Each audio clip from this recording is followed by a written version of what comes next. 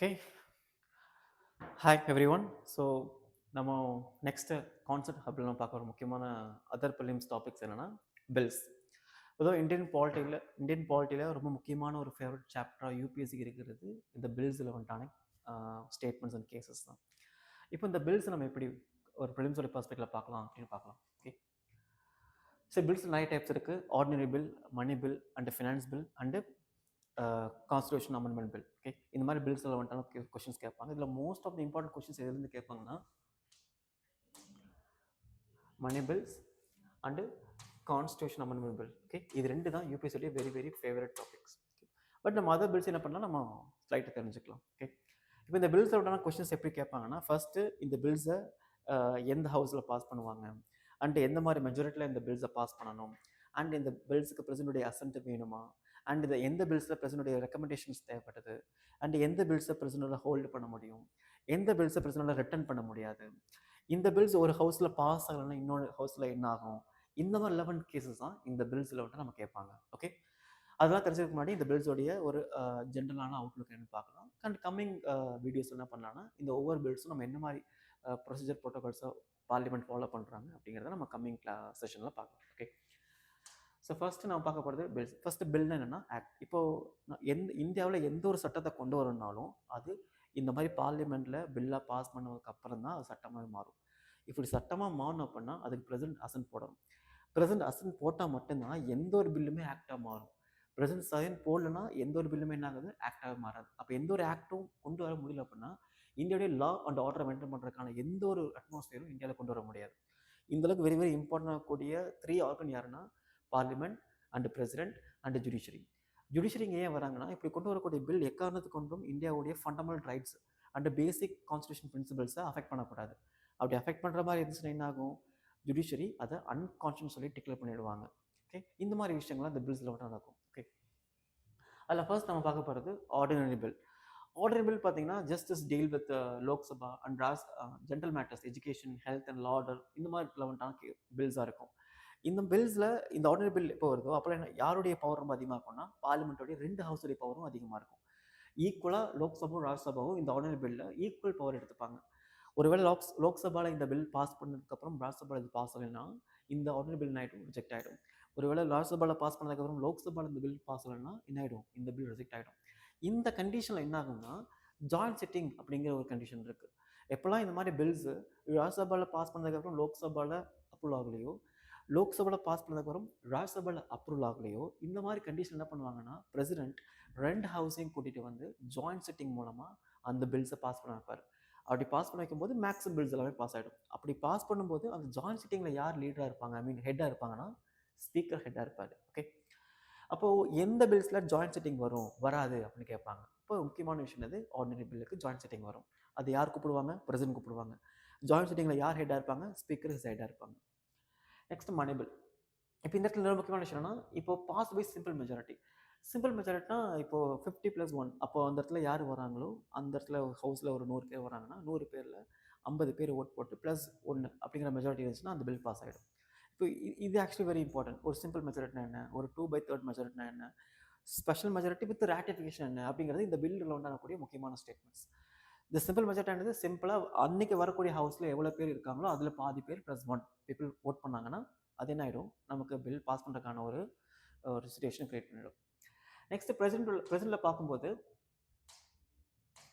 President can return it once for reconsiderations. President என்ன பண்ண முடியும்னா அசன்ட் பண்ண முடியும். ஓகே அப்படின்னு என்ன பண்ண முடியும், இதை லாவாக கொண்டு வர முடியும். இல்லாட்டி என்ன பண்ண முடியும், ரிட்டர்ன் பண்ண முடியும். ரிட்டர்ன் என்னன்னா, இப்போ இந்த ஒரு பில் வரும்போது இந்த பில் இந்த மாதிரி சின்ன சின்ன எரர்ஸ்லாம் இருக்குது, சில விஷயங்கள் அப்டேட் பண்ண வேண்டியிருக்கு, சில விஷயங்களை சேஞ்ச் பண்ண வேண்டியிருக்காங்க அப்படின்னு சொல்லும்போது என்ன பண்ணுவாங்கன்னா பிரசிடென்ட்டே ரிட்டர்ன் பண்ணுவார். ஒன்ஸ் பிரசிடென்ட் ரிட்டர்ன் பண்ணிட்டாருன்னா ரிட்டர்ன் பண்ணக்கூடிய அந்த பில் ஹவுஸில் அந்த மாதிரி எரர்ஸ் அவங்க கரெக்ட் பண்ணாலும் சரி, இல்லை அப்டேட் பண்ணலாலும் சரி, வாட் எவர், அது ஒன்ஸ் பிரசிடென்ட்டோட டேபிளுக்கு வரும்போது என்ன பண்ணணும், ஹி மஸ்ட் சைன். எப்போ பிரசிடென்ட் ரிட்டர்ன் பண்ணும்போது என்ன பண்ணணும், அவர் கண்டிப்பாக சைன் பண்ணணும். அது என்ன பண்ண முடியாது, அவர் அவாய்ட் பண்ண முடியாது. தேர்டு விஷயங்கள் விஷயம் பிரசன்ட் ஃபாலோ பண்ணலாம். ஃபார் எக்ஸாம்பிள் அசன்ட் பண்ணலாம், இல்லாட்டி ரிட்டர்ன் பண்ணலாம், இல்லாட்டி என்ன பண்ணலாம்னா அதை பாக்கெட் வீட்டோ போட்டுக்கலாம். பாக்கெட் வீட்டோஸ் இல்லாட்டி ரிஜெக்ட் கூட பண்ணலாம். ஓகே, பாக்கெட் வீட்டோ அப்படிங்கிறது எந்த ஒரு டைம் லிமிட் என்ன பண்ண முடியும், ஜஸ்ட் பிரசிடென்டோட பாக்கெட்டில் வச்சுட்டு நான் சைன் போடுறேன்னு சொல்லி அந்த என்டையர் டென்யூர் வரைக்கும் என்ன பண்ண முடியும், பிரசிடென்ட் டிலே பண்ண முடியும். ஓகே, அது யாரும் கொஸ்டின் பண்ணவும் முடியாது. பட் ரீசெண்டாக அப்படி கொஸ்டின்ஸ் ரைஸ் ஆச்சு சுப்ரீம் கோர்ட்டில். நீங்கள் நியூஸ் படிச்சிங்கன்னா தெரிஞ்சிருக்கும். So R. N.. ரவி கவர்னர் இருக்கும்போது தமிழ்நாட்டில் நிறைய பில்ஸ் என்ன பண்ணாங்கன்னா அவர் பெண்டிங்கில் வச்சுருந்தாரு. இன்னும் என்ன பண்ணாங்க, சுப்ரீம் கோர்ட்டுக்கு தமிழ்நாடு கவர்மெண்ட் இது ஒரு கேஸாக கொண்டு போயிருந்தாங்க. கேஸாக கொண்டு போகும்போது என்னது, சுப்ரீம் கோர்ட் ஆர்டர் கொடுக்குறாங்க, இவ்வளோ டிலேக்கு அப்புறம் நீங்கள் ஏன் இப்படி ஸ்டே பண்ணி வச்சுருக்கீங்க பில்ஸை, உடனடியாக நீங்கள் என்ன பண்ணுங்கள், இதை நீங்கள் சைன் பண்ணி அனுப்புங்க, ரெஸ்பான்ஸ் பண்ணுங்கன்னு சொல்லும்போது கவர்னர் அதுக்கப்புறம் டிலே பண்ணியிருந்தார். அதுக்கப்புறம் என்னாச்சு, சுப்ரீம் கோர்ட் என்ன பண்ணாங்கன்னா ஆர்டிகல் 142 ஸ்பெஷல் பவர் யூஸ் பண்ணி அந்த எல்லா பில்லுமே சாங்ஷன் பில் அப்படின்னு சொல்லிட்டாங்க. அது மட்டும் இல்லாமல் பிரசிடென்ட்டுக்கும் கவர்னருக்கும் இந்த மாதிரி பில்ஸை நம்ம கன்சிடர் பண்ணுறதுக்கு ஒரு டைம் லிமிட்டையும் செட் பண்ணியிருந்தாங்க. பட் அது கடைசியில் சுப்ரீம் கோர்ட்டே வித்ட்ரா பண்ணிட்டாங்க. ஏன்னா அந்த மாதிரி சுப்ரீம் கோர்ட்டே ஒரு பில்லுக்கு எப்போ சைன் பண்ணணும், எப்போ கன்சிடர் பண்ணுங்கிற டைம் கொடுக்கணுங்கிறது அகேன்ஸ்ட் தி கான்ஸ்டியூஷன். ஏன்னா இது ஜுடிஷியரியும் அண்ட் எக்ஸிக்யூட்டிவ் செப்பரேட்டாக இருக்கிற பதிலாக சேர்ந்து இருக்கிற மாதிரி ஒரு கான்ஸ்டியூஷன் கிரியேட் பண்ணிடும். ஆர்டிகல் 50க்கு அகேன்ஸ்டாக இருக்கிற மாதிரி தீர்ப்பை சுப்ரீம் கோர்ட்டே கொடுத்தனால சுப்ரீம் கோர்ட்டே அதை என்ன பண்ணிட்டாங்க, வித்ட்ரா பண்ணிட்டாங்க. ஸோ இந்த கேஸை பற்றி நம்ம ஃபர்தர் செஷனில் நம்ம டீட்டெயிலாக பேசலாம். ஓகே, நான் அதை கொஞ்சம் சம்மரியாக சொல்லியிருக்கேன். ஸோ இந்த மாதிரி விஷயங்கள் ஃபாலோ பண்ணலாம். ஒன்று சைன் பண்ணலாம், இல்லை ரிட்டர்ன் பண்ணலாம். ரிட்டர்ன் பண்ண என்ன பண்ணணும், கண்டிப்பாக சைன் பண்ணணும். அண்ட் தேர்ட் திங்ஸ் என்ன, ஒன்று பாக்கெட் வீட்டோ யூஸ் பண்ணலாம், இல்லை ரிஜெக்ட் பண்ணலாம். Okay, and second money bill. Money bill is very very important for the UPSC aspects. இந்த மணி பில் பற்றி நிறைய கொஸ்டின்ஸ் கேட்பாங்க. த ஃபர்ஸ்ட் திங் பாருங்கள், is a deal only financial matters. Tax எவ்வளோ போடலாம், டேக்ஸ் எவ்வளோ குறைக்கலாம், அண்ட் கவர்மெண்ட் எக்ஸ்பெண்டிச்சர் எவ்வளோ இருக்க போகுது கம்மிங் இயரில், அண்ட் கன்சல் ஃபண்ட் ஆஃப் வந்து எவ்வளோ ஃபண்ட் நாங்கள் எடுக்க போகிறோம். இது மாதிரி எல்லா விஷயங்களும் பார்த்தீங்கன்னா இந்த மணி பில்லில் இருக்கும். ஓகே, ஸோ மணி பில்லை பற்றி நம்ம ஸ்பெஷலாக ஒரு செஷன் பார்க்கலாம். ஓகே, ஸோ மணி பில்லில் ஃபர்ஸ்ட் என்னன்னா இன்ட்ரடக்ஷன் ஒன்லி லோக்சபா. இந்த மணி பில் அதர் ஆர்டினரி பில்லாம் பார்த்தீங்கன்னா நம்ம லோக்சபா இன்ட்ரடியூஸ் பண்ணலாம், இல்லை ராஜ்யசபா இன்ட்ரடியூஸ் பண்ணலாம். ஆனால் மணி பில்லை நம்ம எங்கே தான் இன்ட்ரடியூஸ் பண்ணோம்னா லோக்சபா மட்டும்தான் இன்ட்ரடியூஸ் பண்ண முடியும், ராஜ்யசபா இன்ட்ரடியூஸ் பண்ண முடியாது. அதுக்கு முன்னாடி ரொம்ப இம்பார்ட்டன்ட் விஷயம்னா இந்த மணி பில்லை நம்ம ஸ்பீக்கர்கிட்ட சர்டிஃபை பண்ணணும், இது மணி பில்லா இல்லையான்னு. அவர் மணி பில் இல்லைன்னு சொல்லிட்டாருன்னா அது இல்லை தான். அவர் மணி பில் இது yes of course is money bill அப்படின்னு சொன்னால் மட்டும்தான் அதுக்கப்புறம் அது இனிஷியேட்டிவ் ஸ்டார்ட் பண்ண முடியும். அது very very important. So speaker should be certified. இப்போ இந்த இடத்துல ராஜ்யசபாவோட ரோல் பார்த்தீங்கன்னா it's very very very less power. when comes to the honorary bill, the both houses are very powerful. Okay, but when comes to the money bill, the Rajya Sabha is a very less powerful than Lok Sabha. இந்த மாதிரி கண்டிஷனில் ராஜ்யசபாவுக்கு பெரிய பெரிய பவரே கிடையாது. But Rajya Sabha என்ன பண்ண முடியும்னா suggestion கொடுக்க முடியும், நிறைய கரெக்ஷன்ஸை நம்ம சொல்ல முடியும், ரெக்கமெண்ட் பண்ண முடியும். பட் அதை இனிஷியேட் பண்ணணுமா வேண்டாமாங்கிறத ஃபர்தராக லோக்சபா மட்டும்தான் டிசைட் பண்ணுவாங்க. ஒன்ஸ் இந்த மாதிரி ஏதாவது ரெக்கமெண்டேஷன்ஸ் எல்லாமே 14 டேஸ்க்குள்ளே ராஜ்யசபா ரெக்கமெண்ட் பண்ணணும். 14 டேஸ்க்குள்ளே இந்த மாதிரி விஷயங்களை அவங்க எதுவும் ரெக்கமெண்ட் பண்ணாட்டியும் 14 டேஸ்க்கு அப்புறம் என்ன ஆகிடும், ஆட்டோமேட்டிக்காக இந்த மணி பில் சாங்ஷன் ஆகிடும். Okay, next example for union budget and ஸ்டேட்னா ஸ்டேட் பட்ஜெட், இது எல்லாமே சேம் ரெகுலேஷன் கீழே தான் வரும். இங்கே பிரசிடென்ட் ரோல் என்னென்னா, பிரசிடென்ட் என்ன பண்ணணும்னா அவர் அசைன் பண்ணி ஆகணும். ஏன்னா இது ப்ரேயர் ரெக்கமெண்டேஷனில் தான் வருது. ஒரு மணி பில்லை லோக்சபாவில் பாஸ் பண்ணுறதுக்கு முன்னாடி பிரசிடென்ட்டே ப்ரேயர் ரெக்கமெண்டேஷன் கேட்டுருவாங்க.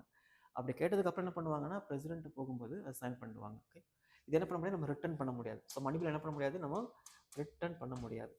ஆன் பில் என்ன பண்ண முடியும், சைன் பண்ண முடியும், ரிட்டர்ன் பண்ண முடியும், பாக்கெட் வீட்டோ யூஸ் பண்ண முடியும், இல்லை ரிஜெக்ட் பண்ண முடியும். மணி பில் என்ன பண்ண முடியும்னா நம்மளால் சைன் பண்ணலாம், இல்லாட்டி பாக்கெட் வீட்டோ யூஸ் பண்ணலாம். பட் இது very very rare condition. Mostly sign பண்ணிடுவாங்க, ஏன்னா ப்ரேயர் ரெக்கமெண்டேஷன் அதெல்லாம் வருது, அதனால் சைன் பண்ணிடுவாங்க. பட் என்ன பண்ண முடியாது, ரிட்டர்ன் பண்ண முடியாது. ஓகே, ரிட்டர்ன் பண்ண முடியாது, இட்ஸ் நாட் பாசிபிள். இது very very important exam perspectives. Next financial matters other then money bill. So money bill சொல்லக்கூடிய விஷயங்களை தவிர்த்திருக்கக்கூடிய ஃபினான்ஷியல் லெவன்ட்டான எல்லா பில்ஸுமே பார்த்தீங்கன்னா இந்த ஃபினான்ஷியல் பில்லில் பாஸ் பண்ணுவாங்க. இந்த ஃபினான்ஷியல் பில்லில் பார்த்தீங்கன்னா ரொம்ப முக்கியமான விஷயம்னா பிரசிடென்ட்டோடைய ரெக்கமெண்டேஷன்ஸ். எப்படி மணி பில்லுக்கு பிரசிடென்ட் ரெக்கமெண்டேஷன் வேணுமோ அதே மாதிரி ஃபினான்ஸ் பில்லுக்கும் பிரசிடென்ட் ரெக்கமெண்டேஷன் வேணும். And Rajya Sabha has a full power unlike money bill. So எப்படி லோக்சபா பவர்ஃபுல்லாக இருக்கோ அதே மாதிரி ராஜ்யசபா இந்த இடத்துல பவர்ஃபுல்லாக இருப்பாங்க. பட் இது வந்து ஈக்குவல் பவராக இருப்பாங்க. மணி பில் வரும்போது மட்டும்தான் Lok Sabha is most powerful. But other then finance bill வரும்போது ரெண்டு ஹவுஸ் பீப்புளுமே மோஸ்ட் பவர்ஃபுல் பீப்புளாக இருப்பாங்க. And last the constitutional bills. இந்த கான்ஸ்டியூஷன் பில்லில் முக்கியமான விஷயம் என்னன்னா ஆர்டிகல் 368 மூலமாக எந்த ஒரு கான்ஸ்டியூஷனல் சாப்டர்ஸையும் அமெண்ட் பண்ணுறதுக்கான ஒரு பவரை இந்த ஆர்டிகல் பார்லிமெண்ட்டு கொடுத்துருக்கு. இந்த பவரை யூஸ் பண்ணி என்ன பண்ணிருக்காங்க, நிறைய கேசஸையும் நிறைய கான்ஸ்டியூஷனுடைய அமெண்ட்மெண்ட்ஸையும் பார்லிமெண்ட் கொண்டு வந்திருக்காங்க. Okay, to use amend the constitution required special majority in parliament. In some cases ratifications. Special மெஜாரிட்டினா 2/3 மெஜாரிட்டி. ஸோ வரக்கூடிய பீப்புளில் 2/3 மெஜாரிட்டி சப்போர்ட் பண்ணால் மட்டும்தான் இந்த பில் பாஸ் ஆகும். இது சம் கண்டிஷன்.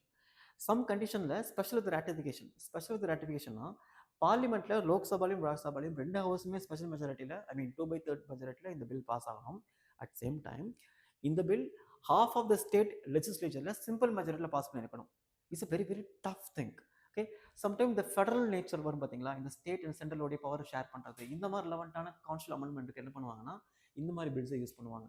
அப்படி யூஸ் பண்ணும்போது ரெண்டு டைப்ஸ் இருக்குது. ஒன்று ஸ்பெஷல் மெஜாரிட்டி, 2/3 மெஜாரிட்டியில் ரெண்டு ஹவுஸுமே அந்த பில்லை பாஸ் பண்ணணும். செகண்ட் திங் என்னன்னா 2/3 மெஜாரிட்டியில் ரெண்டு ஹவுஸுமே அந்த பில்லை பாஸ் பண்ணதுக்கப்புறம் அதை ஹாஃப் ஆஃப் த ஸ்டேட்டில் அவங்களுடைய ஸ்டேட் அசம்பிளியில் அது சிம்பிள் மெஜாரிட்டியில் பாஸ் பண்ணியிருக்கணும். இது அதோடைய முக்கியமான ப்ரொசீஜர்ஸ். இந்த இடத்துல இந்த கான்ஸ்டியூஷன் பில்லை லோக்சபா ராஜ்யசபா ரெண்டு ஹவுஸில் எந்த ஹவுஸ்லாம் இனிஷியேட் பண்ணலாம். பட் மணி பில் அப்படி கிடையாது, லோக்சபாவில் மட்டும் இனிஷியேட் பண்ண முடியும். ஆனர் பில் அப்படி கிடையாது, நம்ம எந்த ஹவுஸில் இனிஷியேட் பண்ணலாம். அதே மாதிரி இந்த கான்ஸ்டியூட் அமெண்ட்மெண்ட் பில் எந்த ஹவுஸில் இனிஷியேட் பண்ண முடியும். ரெண்டு ஹவுஸுமே ஈக்குவல் பவர்.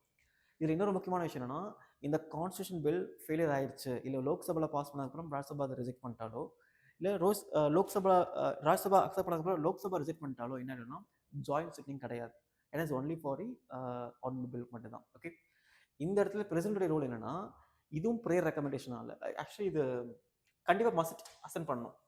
ஒரு பார்லிமெண்ட்டில் என்ன பண்ணுறாங்கன்னா, ஒரு பில்லை பாஸ் பண்ணுறாங்க, அது கான்ஸ்டியூஷன் பில் பாஸ் பண்ணுறாங்கன்னா அதில் பிரசிடென்ட் என்ன பண்ணணும், கண்டிப்பாக அசென்ட் பண்ணும் அப்படிங்கிறது rules. Okay, example 73rd 74th constitution amendment panchayat